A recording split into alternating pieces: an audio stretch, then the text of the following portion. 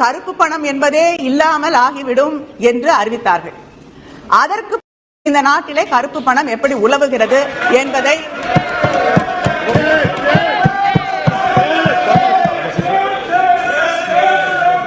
அவர் எனக்கு சொன்னால் வசதியாக இருக்கும். ஏனென்றால் அந்த பண மதிப்பிழப்பிற்கு பிறகு இந்தியா மிகப்பெரிய அளவிலே பொருளாதாரத்திலே சரிந்திருக்கிறது.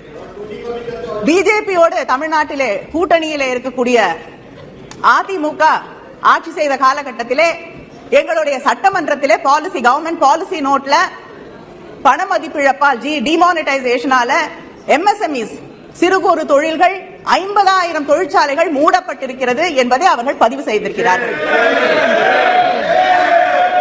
எத்தனையோ பேர் அந்த பண மதிப்பிழப்பின் காலகட்டத்திலே அங்கே வரிசையிலே நின்று உயிரிழந்திருக்கிறார்கள். எத்தனையோ இன்னல்கள்